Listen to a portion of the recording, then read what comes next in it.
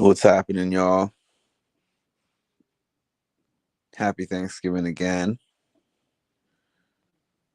I hope y'all's had a great Thanksgiving day. I mean, anyone who's followed my page for any amount of time knows that I'm not a huge Thanksgiving person, but I also don't like to rain on anyone's parade. So I participate, you know, I'm there, I show up, and that's exactly what I did today. But the one thing that I do like doing on Thanksgiving Day, as you saw in my earlier video, was the Thanksgiving turkey trot, because that's one thing that I feel like I do for me. And today was a difficult one because it was cold and it was raining. The cold I could manage, the rain was like, whoa, but got through it and then came home, stuffed myself, ate with family, and that was that. I think this is part three of the things that I'm thankful for. So I think that I had mentioned some things that I'm thankful for in my personal life. I think that's where I was at last. And um, what I was thinking about was my YouTube page, both this YouTube page and my music and mental health page. And I was actually going back through the catalog of things that I've done in the past couple of years. And I thought back to something that my former life coach told me when I was working with her a couple of years ago.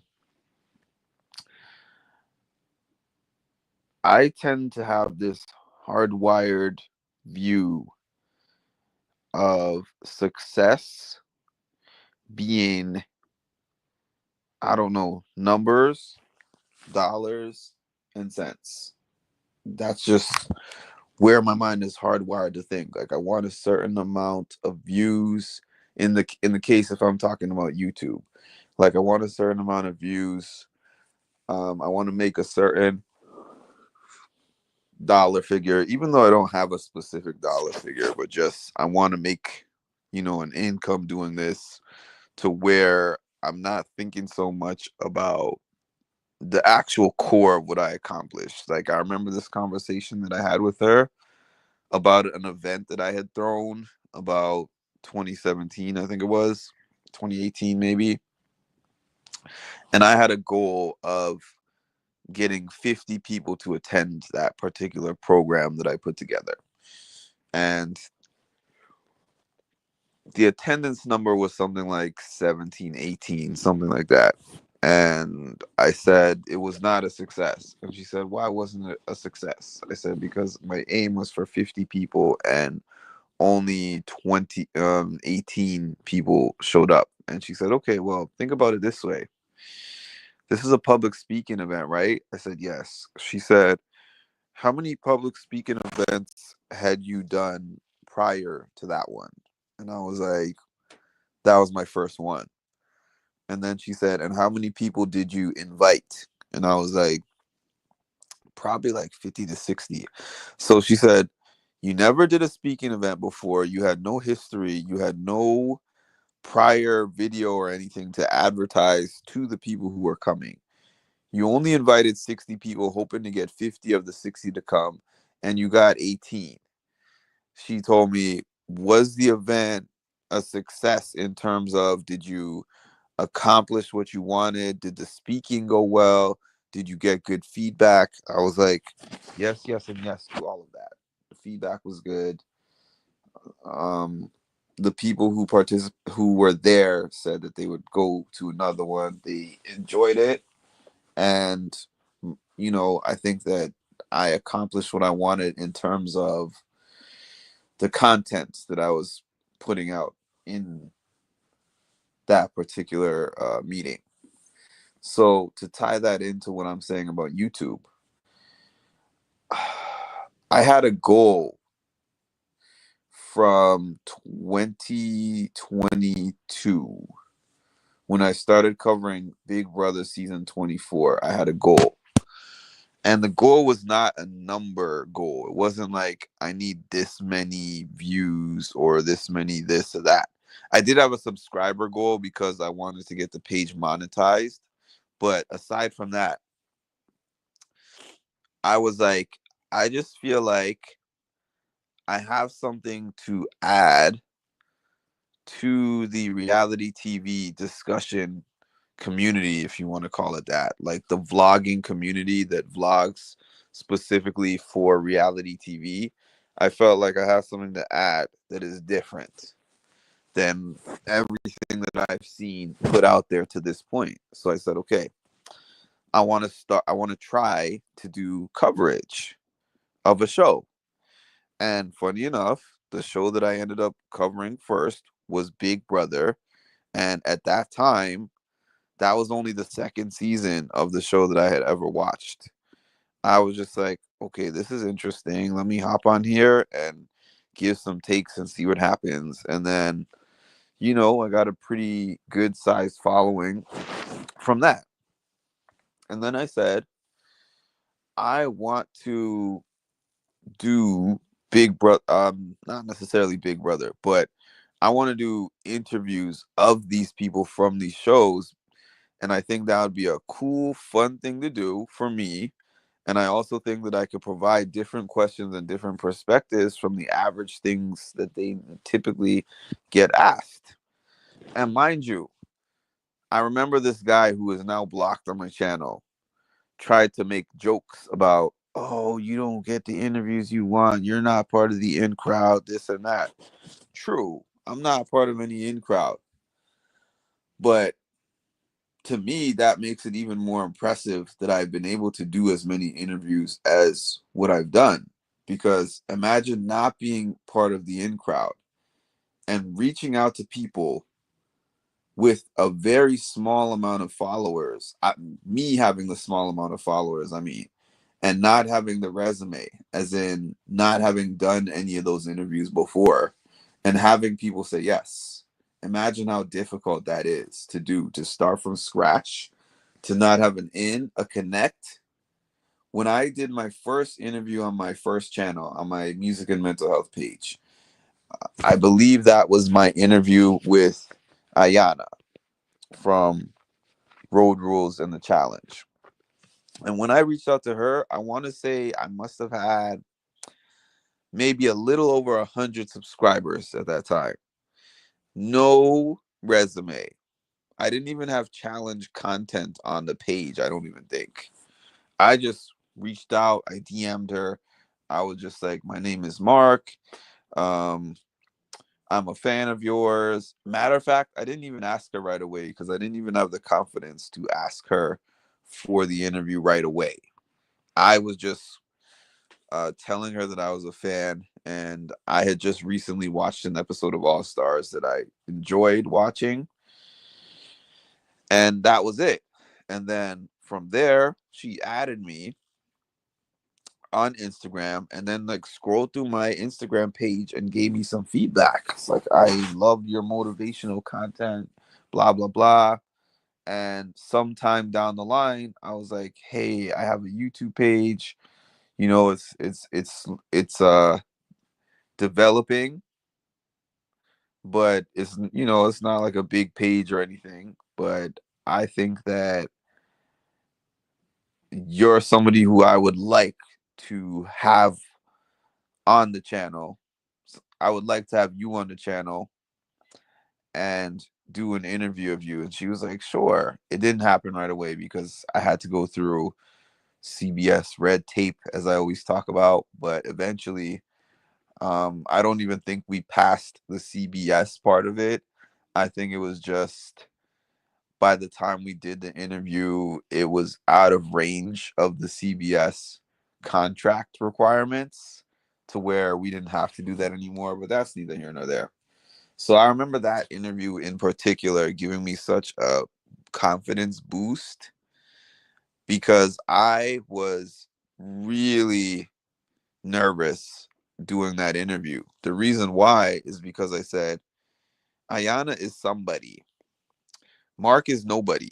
That's how I thought. And that wasn't just a self-confidence problem on my end.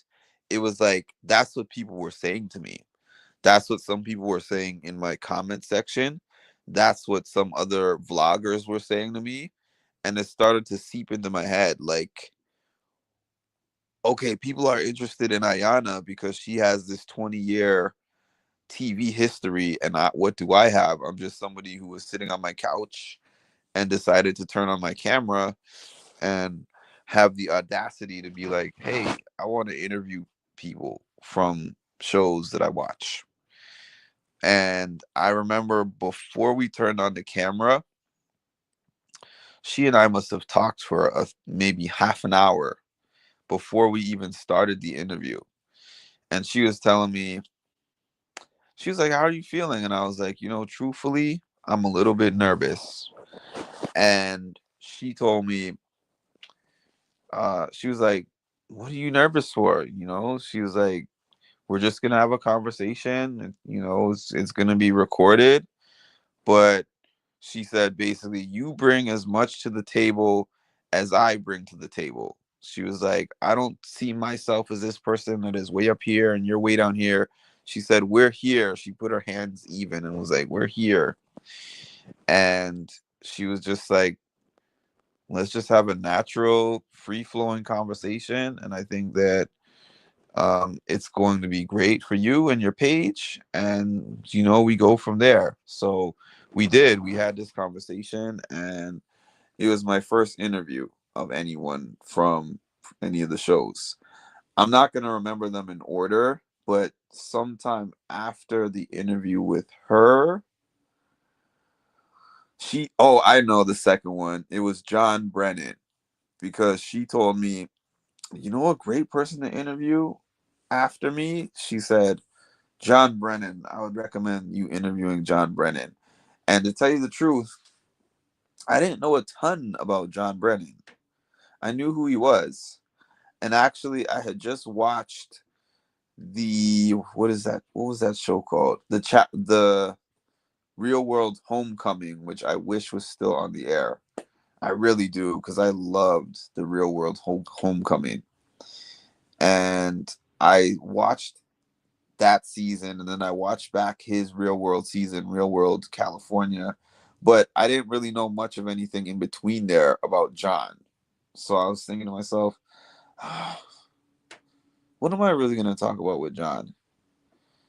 But I did end up reaching out. We scheduled, and then he hopped on my podcast, or my vlog, I mean, rather, and we had a great interview. And it was one of the most fun ones that I've had, actually. And then I'm not going to really go through all of them, but those were my first couple of interviews. And then I know that I had my interview with Hannah.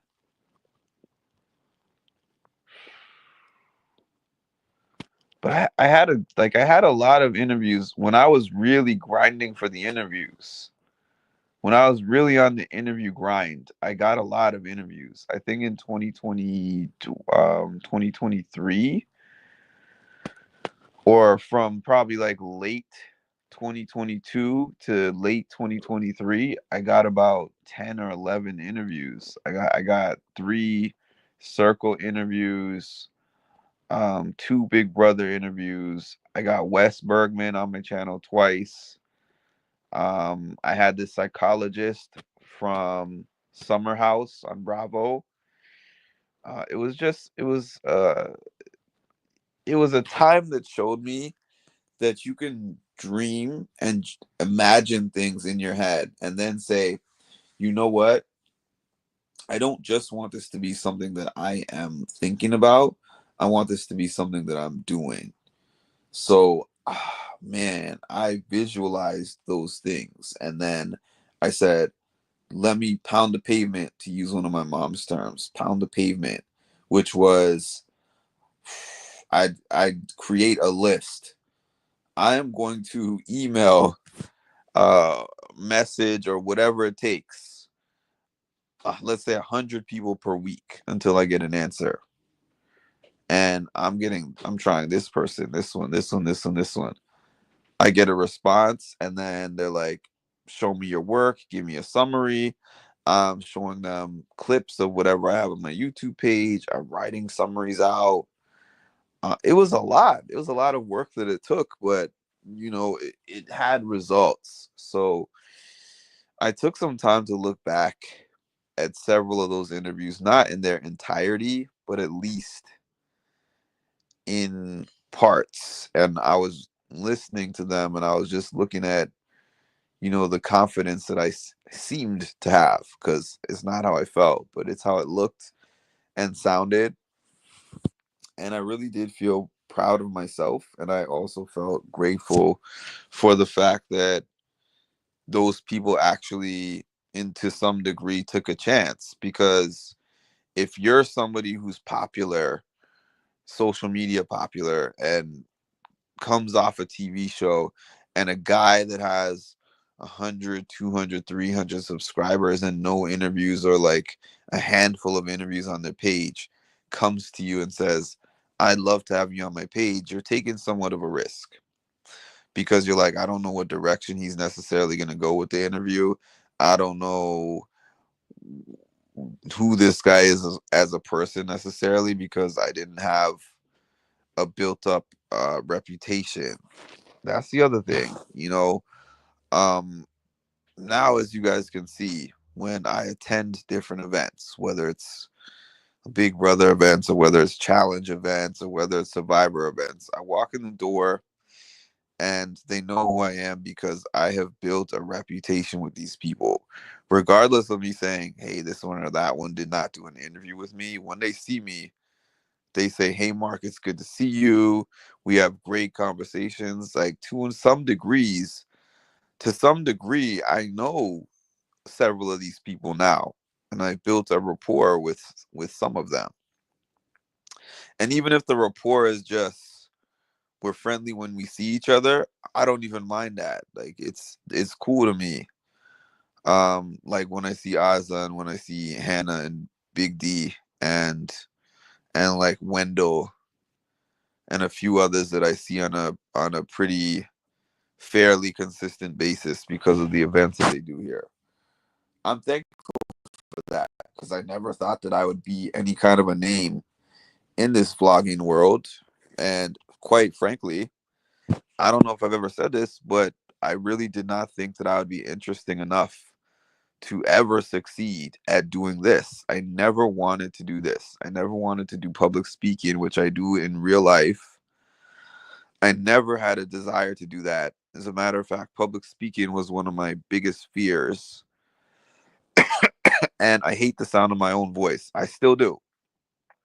I have a hard time watching back videos with my voice in it, just because of that. But people will sit on here and watch my content for hours. So um, that's what I'm thankful for. I'm thankful for the ways that this page and my social media in general has made me level myself up in some ways, and also to strive for more, and just to foster the creative sides of me. Because, man, the things that I do for work make me feel dead inside. The things that I really do for work, for real, outside of here, make me feel dead inside. So I feel really alive when I get to flex my creativity side, and I get to put together interviews, or go to events and figure out fun things to stand out, to make myself stand out. And, those kind of things are things that have enhanced my life outside of this in some unexpected ways. And I like documenting and taking people with me on my different experiences. I wish I had more experiences outside of the crib. Shout out to my dogs at the crib, but that'll come one day, hopefully. And that's what I got. So, as always, you know the drill. Please make sure to like, comment, subscribe, and hit the notification bell to get notified of when I drop some more great content. Thank you.